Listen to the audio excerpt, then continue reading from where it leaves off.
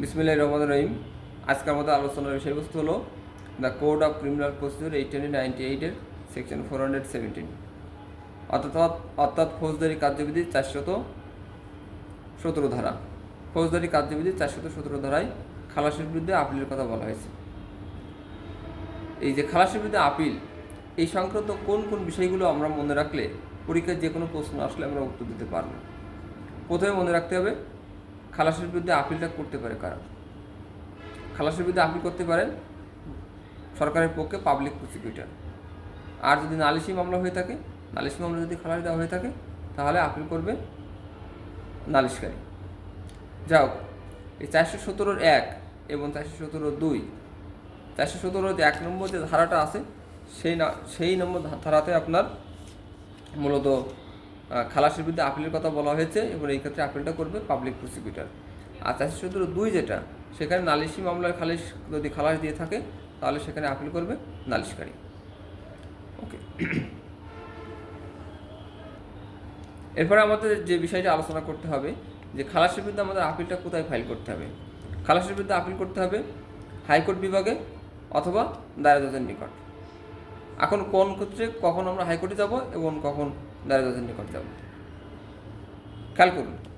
যদি দায়রা জজ অর্থাৎ দায়রা কোর্টের কোনো বিচারক কোনো আসামিকে যদি খালাস দিয়ে থাকে, তাহলে আমাদের আপিলটা করতে হবে হাইকোর্ট বিভাগে। আর যদি ম্যাজিস্ট্রেট কোর্টের কোনো বিচারক, ম্যাজিস্ট্রেট যদি আসামিকে খালাস দিয়ে থাকে, তাহলে আপিলটা করতে হবে দায়রা জজের নিকট। যেমন ধরুন জয়েন্ট সেশন জাজ তিনি আসামিকে খালাস দিল, আপিল হবে হাইকোর্ট বিভাগে। অতিরিক্ত দায়রা জজ তিনি আসামিকে খালাস দিল, আপিল হবে হাইকোর্টে। দায়রা জজ আসামিকে খালাস দিল, আপিল হবে হাইকোর্টে। একইভাবে যদি আপনি খেয়াল করেন চিফ জুডিশিয়াল ম্যাজিস্ট্রেট যদি আসামিকে খালাস দেয়, তাহলে আপনার আপিল হবে দায়রা জজের নিকট। তারপরে আসছে প্রথম শ্রেণীর ম্যাজিস্ট্রেট যদি আসামিকে খালাস দেয়, আপিল হবে দায়রা জজের নিকট। এইভাবে আপনি নির্ণয় করবেন। কথাটা খুবই সিম্পল। দায়রা কোর্টের কোনো বিচারক যদি আসামিকে খালাস দেয়, আপিল হবে হাইকোর্ট বিভাগে। আর যদি আপনার ম্যাজিস্ট্রেট কোর্ট থেকে কোনো ম্যাজিস্ট্রেট যদি আসামিকে খালাস দেয়, আপিল হবে দায়রা জজের নিকট। এরপরে আপনার সেকেন্ড যে বিষয়টা আলোচনা করব, সেটা হলো যে এই যে পাবলিক প্রসিকিউটর তিনি খালাসের বিরুদ্ধে আপিল করতে পারে, আবার নালিশকারী উনিও খালাসের বিরুদ্ধে আপিল করতে পারে। তাহলে এই যে দুইজন ব্যক্তি খালাসের বিরুদ্ধে আপিল করতে পারে, এই ক্ষেত্রে আরও কোনো পার্থক্য আছে কিনা? হ্যাঁ, অবশ্যই আছে। আপনি যদি 417(1) এবং 417(2) এই দুটো ধারাকে পাশাপাশি আলোচনা করেন, তাহলে দেখবেন একজন পাবলিক প্রসিকিউটর মূল মামলায় যদি আসামিকে খালাস দেওয়া হয়, সেক্ষেত্রেও আপিল করতে পারে। আবার আপিল শুনানি শেষে যদি কোনো আসামিকে খালাস দেওয়া হয়, সেক্ষেত্রেও আপিল করতে পারে। কিন্তু একজন নালিশকারী শুধুমাত্র মূল মামলায় আসামিকে যদি ম্যাজিস্ট্রেট খালাস দিয়ে থাকে, বা দায়রা কোর্ট যদি খালাস দিয়ে থাকে, শুধুমাত্র সেই ক্ষেত্রেই আপিল করতে পারে। আপিলে যদি আসামিকে খালাস দিয়ে থাকে, সেক্ষেত্রে একজন নালিশকারী আপিল করতে পারবে না। বিষয়টা কেমন বুঝাই বলি। মনে করেন প্রথম শ্রেণীর একজন ম্যাজিস্ট্রেট আসামিকে মামলার ট্রায়াল শেষে আপনার খালাস দিয়েছে, তাহলে এই ক্ষেত্রে একটা আপিল করা হলো, নালিশকারী ধরেন আপিল করলো দায়রা জজের নিকট। এবার ধরেন দায়রা জজ ওই মামলাতে শুনানি শেষে আসামিকে খালাস দিয়েছে। এক্ষেত্রে যদি পাবলিক প্রসিকিউটর মনে করে আপিল করবে, তাহলে উনি আপিল করতে পারবে, কিন্তু ওই ক্ষেত্রে নালিশকারী সেকেন্ড আপিল করতে পারবে না। অর্থাৎ খালাসের ক্ষেত্রে পাবলিক প্রসিকিউটর সেকেন্ড আপিল করতে পারে, কিন্তু নালিশকারী সেকেন্ড আপিল করতে পারে না। এটা হলো মূল কথা। দ্বিতীয় নম্বর কথা হচ্ছে যে পাবলিক প্রসিকিউটর এবং নালিশকারীর আপিল করার যে ক্ষমতা, সেক্ষেত্রে আরও একটা পার্থক্য আছে, সেটা হচ্ছে সময়গত পার্থক্য। খেয়াল করে দেখবেন, একজন নালিশকারী খালাস আদেশের বিরুদ্ধে আপিল করতে পারে 60 দিনের মধ্যে, কিন্তু একজন পাবলিক প্রসিকিউটর খালাস আদেশের বিরুদ্ধে আপিল করতে পারে 6 মাসের মধ্যে। বিষয়টা কেমন একটু বোঝাই বলি আপনাদেরকে। আপনারা যদি ফৌজদারি কার্যবিধির 417 3 পড়েন, তাই দেখবেন এখানে 417 নম্বর যে ধারাটা, এই ধারাটাতে দেখবেন 60 দিনের উল্লেখ আছে। খালাসের বিরুদ্ধে আপনি আপিল করতে পারবেন, সেটা হলো 60 দিনের মধ্যে।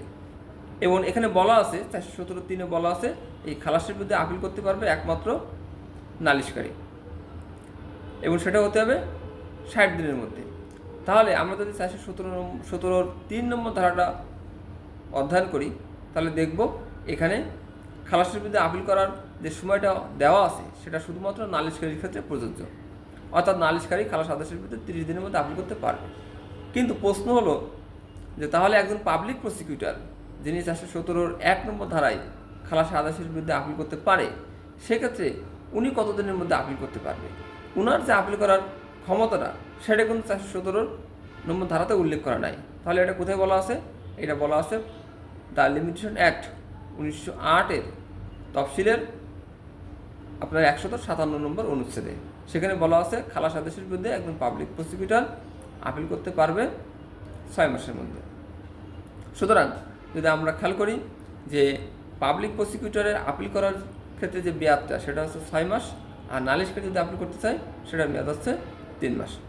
আচ্ছা, এরপরে আমাদের আরেকটা বিষয় এখানে খেয়াল করতে হবে, সেটা হচ্ছে যে পাবলিক প্রসিকিউটর তার আপিল করার ক্ষেত্রে এটা প্রমাণ করার প্রয়োজন নাই যে এখানে একটা মিসক্যারেজ অফ জাস্টিস হয়েছে বা ন্যায় বিচার ব্যর্থ হচ্ছে, এরকম কিছু প্রমাণ করার কোনো প্রয়োজন নাই। কিন্তু নালিশকারী তিনি যদি নালিশি মামলায় খালাস আদেশের বিরুদ্ধে যদি আপিল করতে চায়, তাহলে উনি কিন্তু ওনাকে আপিল করতে হলে এটা অবশ্যই প্রমাণ করতে হবে যে এখানে ন্যায় বিচার বিঘ্ন হচ্ছে বা বিঘ্ন হয়েছে, অর্থাৎ এখানে এবং ইরর অফ ল আছে, একটা আইনগত ভুল আছে, এই দুটো শর্ত কিন্তু তাকে পূরণ করতে হবে। কিন্তু পাবলিক প্রসিকিউটরে এমন শর্ত পূরণ করার কোনো প্রয়োজন নাই। এছাড়া আরও একটা বিষয় আছে যে এখানে আরও একটা কথা বলা হচ্ছে যে যদি খালাসের যে আপনার যে দরখাস্তটা করা হবে, যে পিটিশনটা ফাইল করা হয় খালাস আদেশের বিরুদ্ধে, যে আপিল করা হয়, যে আপিলের যে দরখাস্তটা করা হয়, যে পিটিশনটা করা হয়, এই পিটিশনটা কিন্তু সর্বপ্রথম অ্যাডমিশন হিয়ারিং হয়, অর্থাৎ আপিলের দরখাস্তটা মঞ্জুর হবে কি হবে না, গ্রহণ করা হবে কি হবে না, এটার উপর সর্বপ্রথম একটা অ্যাডমিশন হিয়ারিং হয়। এই ক্ষেত্রে যদি শুরুতে যদি আপিলটা অ্যাডমিট না করা হয়, গ্রহণ না করা হয়, তাহলে ওই ক্ষেত্রে কিন্তু আবার নতুন করে আপিল করার কোনো সুযোগ নাই। এটা বলা হয়েছে 417(4) নম্বর ধারায়। তাহলে আমাদের আজকে যে আলোচনার বিষয়বস্তু ছিল তার একটা সংক্ষিপ্ত রূপ হচ্ছে ফৌজদারি কার্যবিধি 417 নম্বর ধারাতে খালাস আদেশের বিরুদ্ধে আপিলের বিধান বলা হয়েছে। দ্বিতীয় নম্বর বিষয়টা ছিল খালাস আদেশের বিরুদ্ধে পাবলিক প্রসিকিউটর আপিল করতে পারে 417(1) নম্বর ধারা অনুসারে, নালিশকারীও আপিল করতে পারে 417(2) নম্বর ধারা অনুসারে। পাবলিক প্রসিকিউটর আপিল করবে সরকারের অনুমতি নির্দেশ করবে, আর নালিশকারী নালিশি মামলায় আপিল করতে পারবে। পাবলিক প্রসিকিউটর হোক আর নালিশকারী হোক, তারা উভয় দায়রা কোর্টেও আপিল করতে পারে, আবার হাইকোর্ট বিভাগেও আপিল করতে পারবে। এরপরে এখানে আরেকটা বিষয় হচ্ছে, যদি দায়রা জজ আসামিকে খালাস দেয়, দায়রা কোর্টের বিচারক যদি আসামিকে খালাস দেয়, তাহলে আপিল করতে হবে হাইকোর্ট বিভাগে। যদি ম্যাজিস্ট্রেট কোর্টের কোনো ম্যাজিস্ট্রেট যদি আসামিকে খালাস দেয়, আপিল করতে হবে দায়রা জজের নিকট। আচ্ছা, এরপরে কথা হচ্ছে পাবলিক প্রসিকিউটর তিনি মামলার ট্রায়াল শেষে যদি কোনো আসামিকে খালাস দেওয়া হয় সেটার বিরুদ্ধে আপিল করতে পারে, আবার মামলার আপিল শুনানি শেষে যদি কোনো আসামিকে খালাস দেওয়া হয় সেটার বিরুদ্ধে আপিল করতে পারে। আরও একটা বিষয় হচ্ছে, অন্যদিকে নালিশকারী শুধুমাত্র মামলার ট্রায়াল শেষে যে আসামিকে যদি খালাস দেওয়া হয় শুধুমাত্র সেই খালাস আদেশের বিরুদ্ধে আপিল করতে পারে। আপিলে যদি আসামিকে খালাস দেওয়া হয় সেটার বিরুদ্ধে নালিশকারী আপিল করতে পারে না। এরপরে বিষয় আছে সময়গত পার্থক্য। সময়গত পার্থক্যটা কেমন? যে একজন পাবলিক প্রসিকিউটর আপিল করতে পারে 6 মাসের মধ্যে, একজন নালিশকারী আপিল করতে পারে 60 দিনের মধ্যে। আচ্ছা, এরপরে কথা হলো যে নালিশকারীকে আপিল করতে হলে তাকে দেখাতে হবে এই মামলা ইরর অফ ল হয়েছে এবং এখানে অকেশনিং ফেলিউর অফ জাস্টিস, ন্যায় বিচার বিঘ্ন হচ্ছে বা হয়েছে, এটা দেখাতে হবে। কিন্তু পাবলিক প্রসিকিউটরের ক্ষেত্রে খালাস আদেশের বিরুদ্ধে আপিল করার ক্ষেত্রে এরকম শর্ত পূরণ করার কোনো বাধ্যবাধকতা নাই। তারপরে একটা বিষয় হচ্ছে কোনো খালাস আদেশের বিরুদ্ধে যে আপিলের পিটিশনটা ফাইল করা হয় সেখানে যদি কোনো সেটা যদি শুরুতেই গ্রহণ না করা হয়, অর্থাৎ ইফ নট অ্যাডমিটেড, যদি সেটা গ্রহণ না করা হয় তাহলে ওই ক্ষেত্রে আবার পুনরায় নতুন করে আপিল করা যাবে না। Thank you.